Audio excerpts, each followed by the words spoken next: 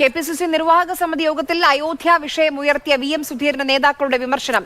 മൃദു ഹിന്ദുത്വ സമീപനം പാടില്ല എന്നും രാമക്ഷേത്ര പ്രതിഷ്ഠാ ചടങ്ങിൽ പങ്കെടുക്കരുതെന്ന നിലപാട് ഹൈക്കമാൻഡിനെ അറിയിക്കണമെന്നും സുധീരൻ പറഞ്ഞു. മതേതരത്വമാണ് മൃദു ഹിന്ദുത്വമല്ല കോൺഗ്രസ് നിലപാടെന്ന ദീപാദാസ് മുൻഷിയും ശശി തരൂരും സുധീരന് മറുപടി നൽകി.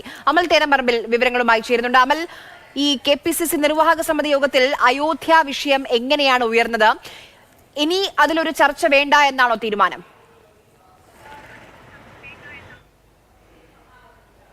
പരസ്യ പ്രതികരണം ഈ വിഷയവുമായി ബന്ധപ്പെട്ട് നേതാക്കളുടെ ഭാഗത്തു നിന്നും ഉണ്ടാകരുത് എന്നൊരു നിർദ്ദേശം AICCയുടെ ഭാഗത്തു നിന്നും ഉണ്ടായിരുന്നു. അതിനാൽ തന്നെ കേരളത്തിലെ നേതാക്കൾ കെ മുരളീധരൻ അടക്കമുള്ളവരുടെ ഭാഗത്തു നിന്നും ഉണ്ടായ പ്രതികരണങ്ങൾക്ക് ശേഷം പിന്നീട് ആരും പരസ്യമായി ഈ വിഷയത്തിൽ പ്രതികരിക്കാൻ തയ്യാറായിരുന്നില്ല. ഇന്നിപ്പോൾ KPCC നിർവാഹക സമിതി യോഗത്തിലാണ് നേതാക്കൾ തങ്ങളുടെ അഭിപ്രായങ്ങൾ ഈ വിഷയവുമായി ബന്ധപ്പെട്ട് ഉന്നയിച്ചത്. വി.എം. സുധീരനാണ് ചർച്ചകൾക്ക് തുടക്കമിട്ടത്.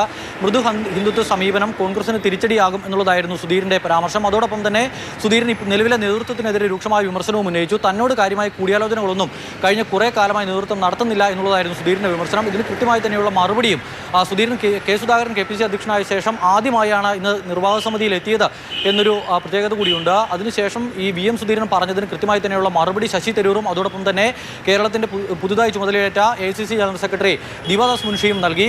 കോൺഗ്രസിന് മൃദു ഹിന്ദുത്വ സമീപനമല്ല, മതേതരത്വ നിലപാടാണ് ഉള്ളത്, മറ്റുള്ളതെല്ലാം വ്യാഖ്യാനങ്ങളാണ് എന്നുള്ളതായിരുന്നു തരൂരും ദീപാദാസ് മുൻഷിയും പറഞ്ഞത്. വി.എം. സുധീരൻ KPCC നിർവാഹക സമിതി യോഗത്തിൽ തന്റെ അഭിപ്രായം പറഞ്ഞ് പുറത്തേക്ക് ഇറങ്ങി പോകാൻ ഒരുങ്ങവെയാണ് പോകാൻ വരട്ടെ, ഇവിടെ തുടരണം എന്നാവശ്യപ്പെട്ട് ദീപാദാസ് മുൻഷി തന്റെ നിലപാട് വ്യക്തമാക്കിയത്. ഇതാണ് നേതൃത്വത്തിന്റെ നിലപാട്.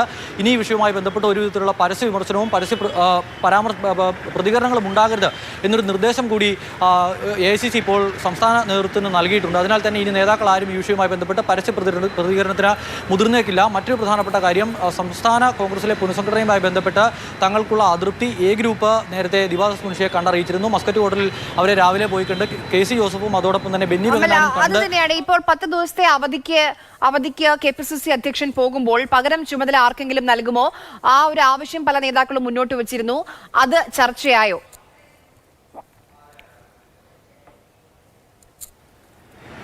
കെ സുധാകരൻ ചികിത്സയ്ക്കായി വിദേശത്തേക്ക് പോകുമ്പോൾ കോൺഗ്രസിനെ നയിക്കാൻ മറ്റാർക്കെങ്കിലും പകരം ചുമതല നൽകുമോ എന്നുള്ള ചർച്ച ഉയർന്നു വന്നിരുന്നു. പക്ഷേ ആ ഒരു ചർച്ചയിൽ ആദ്യം 15 ദിവസത്തെ അവധിയാണ് സുധാകരൻ ചോദിച്ചിരുന്നത്. പക്ഷേ വിദേശത്തേക്ക് പോയാലും മറ്റൊരാൾക്ക് പകരം ചുമതല നൽകേണ്ടതില്ല എന്നുള്ള തീരുമാനത്തിലേക്കാണ് ഇപ്പോൾ എത്തിച്ചേർന്നിരിക്കുന്നത്.